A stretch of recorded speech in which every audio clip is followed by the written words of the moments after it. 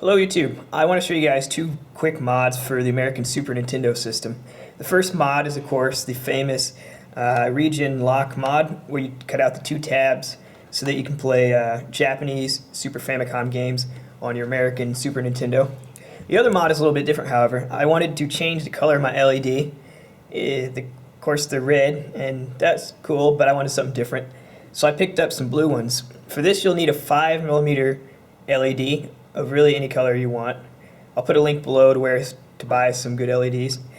And you don't want to buy the 3mm ones. Those might get hot and explode. You want the 5mm.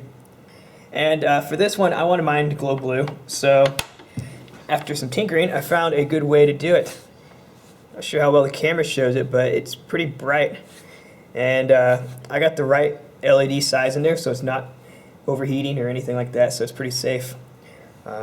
So I'm going to show you guys a fairly easy way how to do this. Normally the LED mods for these American systems, you have to unsolder like 20 solder points to get past these controller ports to get to the LED. But I figured out a way to do it more easily, and you may need a Dremel tool, or you may be able to use some side cutters for this. So I'm going to modify this one for you guys, do the region lock mod, cutting tabs, as well as change the LED. And for this you will need the Nintendo security bit. This one is the 4.5mm bit, I believe. I'll also put a link below for that, where you can find that online. But all you do is you take out these screws there, and you're pretty much inside. So I'll disassemble it and come back. Okay, I have the 6 Nintendo security bits removed. You see they're kind of a hexagonal pattern. And again, for that you need the 4.5mm Nintendo security bit. So those are 6 screws I removed from the bottom.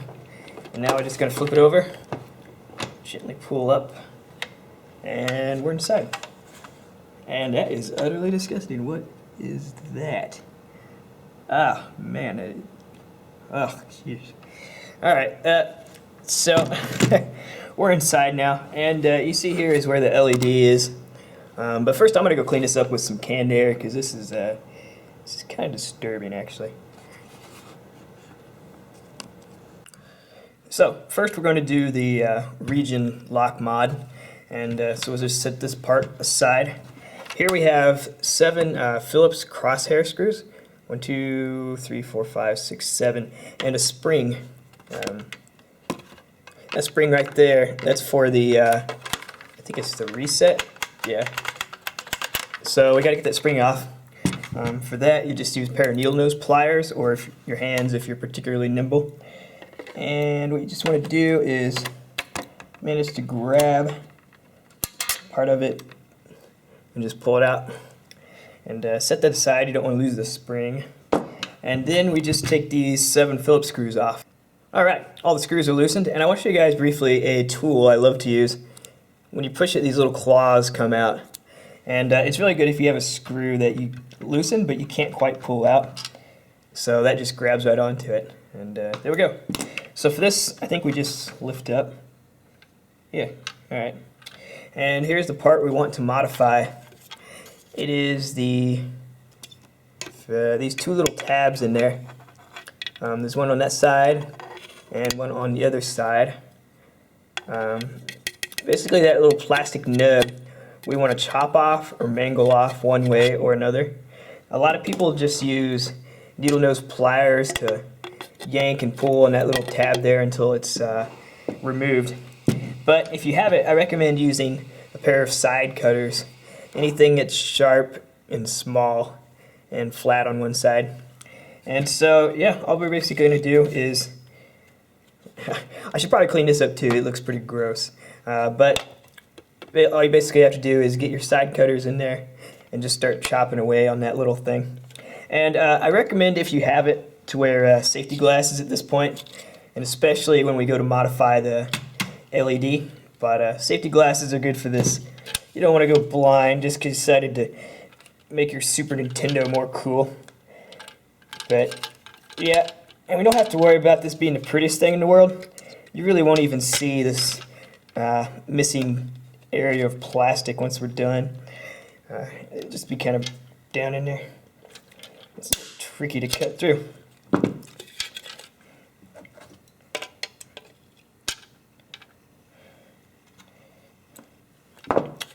There we have it. That's really all you have to remove. It's just that about that much. I'll probably go ahead and pull off some more with some needle nose pliers, but that's pretty much the gist of it. So you do the same thing to the other tab as well, and then that's the mod for playing Super Famicom games on your American Super Nintendo. I have a few quick repair tips for the Super Nintendo. I forgot to mention, if your system doesn't power on at all, then perhaps the fuse is blown. I think it's this one right there, the F1. It's a black square, kind of near the power cables. So check that for continuity. See if it's blown, if your NES doesn't power on at all. If you know you're using good controllers, but not all your buttons work or they don't work consistently, then perhaps you have oxidation inside your controller ports. So you can clean that by using rubbing alcohol or even nail polish remover, because it has acetone, or even WD-40 sometimes if you think it's really oxidized inside there. But I recommend using a product called Deoxit, cable Deoxit. I think it's by a company called Hosa. It comes in a can, kind of like a can of air you'd spray, and you just spray it inside any ports that you think are rusty or oxidized, and it cleans it up pretty good. I'll put a link for that below as well.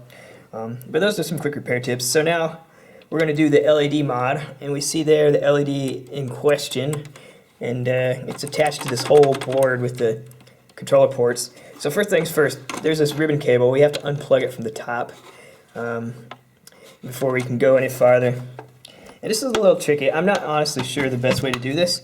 The way I'm going to do it is use a round, small screwdriver and put it underneath the cable so I'm kind of lifting up evenly.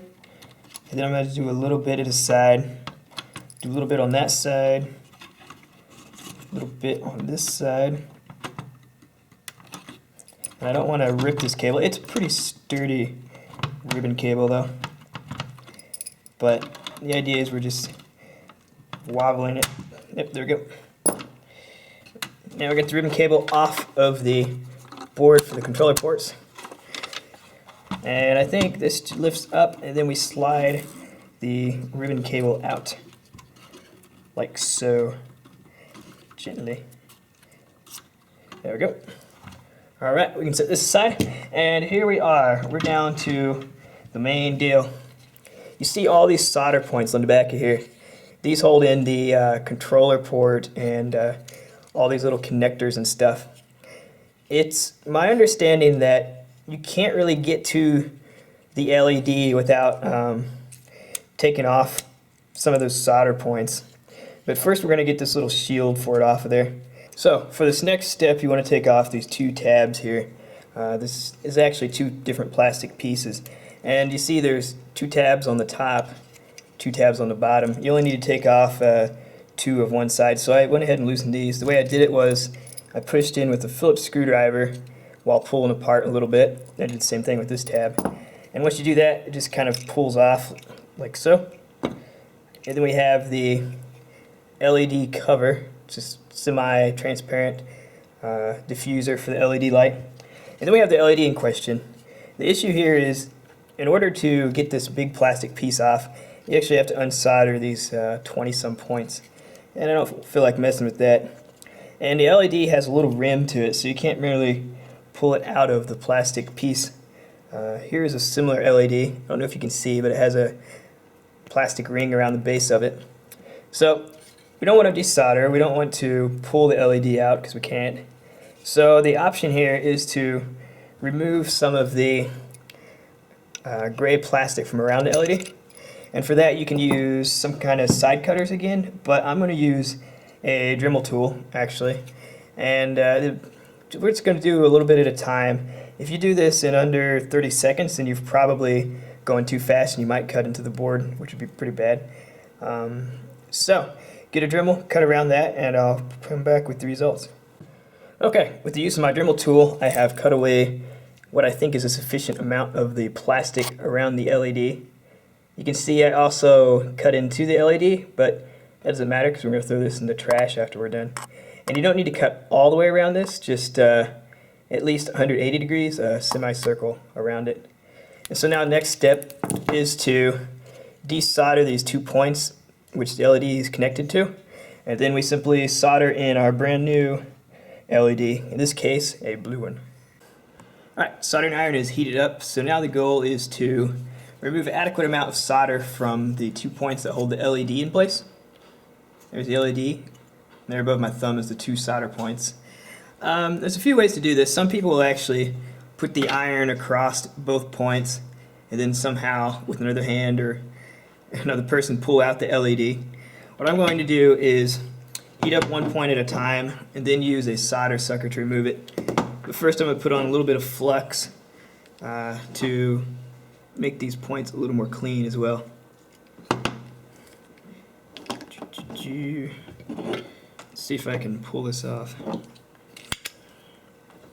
And if this doesn't work, you can always use a solder braid.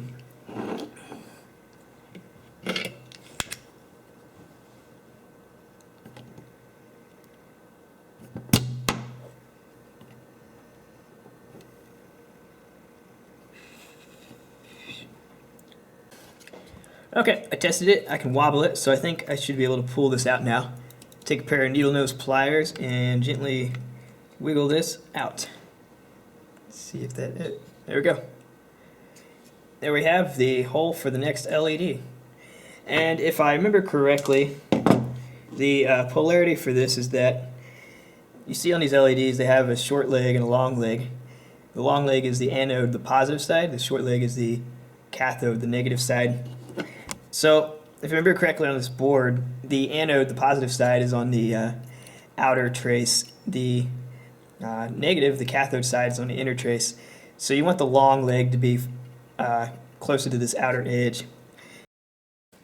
And I forgot to mention, before you go to solder in your new LED, you want to dip some Q-tips in some isopropyl alcohol, or rubbing alcohol as it's called, and then you just rub it across the soldering spot to get some of the nastiness off of there before we stick in our new LED. So I already trimmed the legs of my LED a little bit, so it should fit in there quite nicely. And again, you want the positive side closer to the outer edge, and you push it in there. As you see, the longer leg is closer to the outer edge. And so now we just apply a little bit of flux if you have it, and then we're going to use some small diameter 6040 solder to reconnect this LED to the board. And this part's pretty simple. We're pretty much done at this point.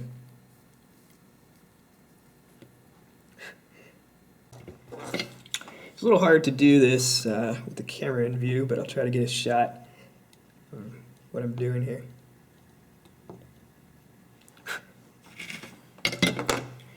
And inspect your solder joint.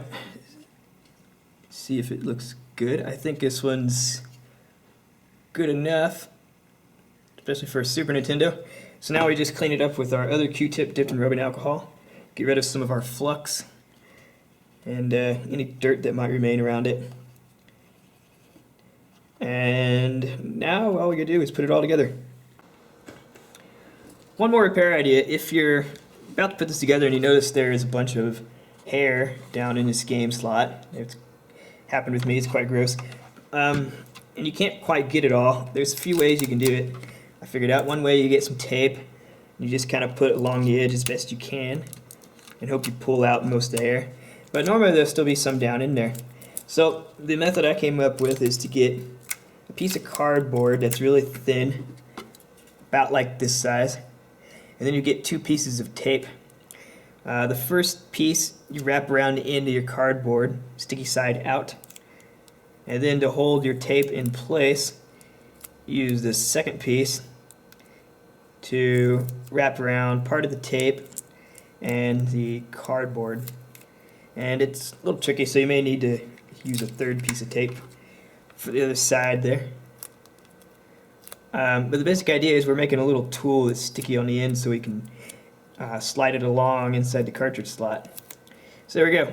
It's sticky on this end, and now we just gently slide it into here and pull it out, get some hair out of that spot, stick it in the middle, slide it across slowly, pull it out. You see you actually got a little bit of hair with that. It's pretty gross. And then you want to do it in the final spot there. And that's basically all you have to do to get the hair out of the cartridge slot. Okay, now we're going to put it together just good enough to test it without putting all of it completely together. So you don't want to forget the semi-transparent LED light diffuser here. We actually stick this over the LED a little bit. And then we have the plate which goes over this. Kind of snap it together like so. Make sure all 4 of these tabs are locked in place. And there we have it. Now we just loop the ribbon cable back through this spot here, this kind of guide, which isn't too difficult.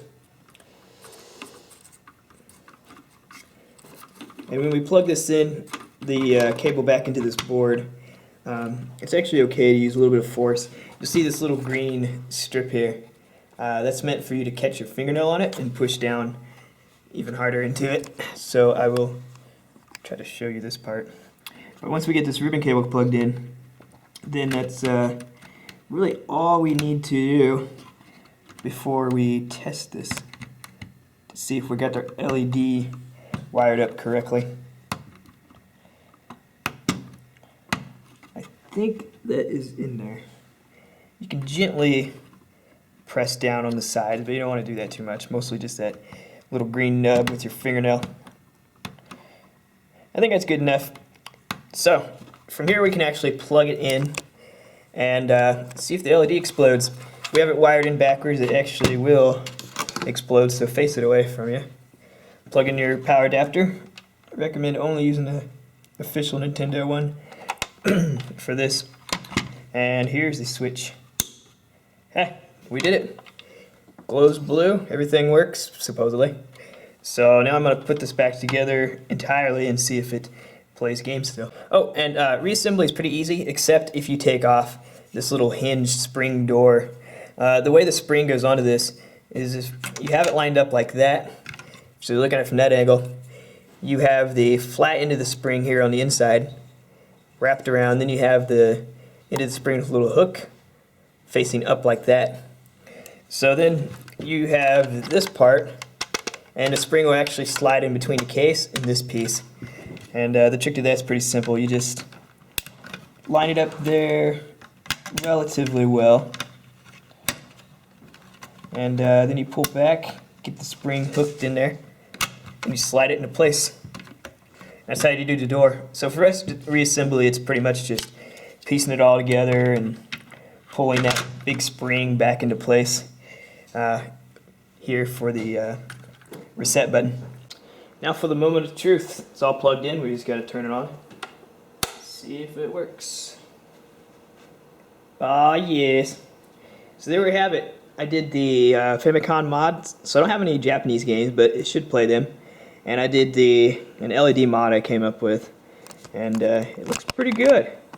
I'll put links below to where you can find the Nintendo security bit to open that up, as well as some good deals on LEDs. So yeah, pretty fantastic. Post a link below or something if you make your own. I'm curious what other colors people come up with for this. So enjoy.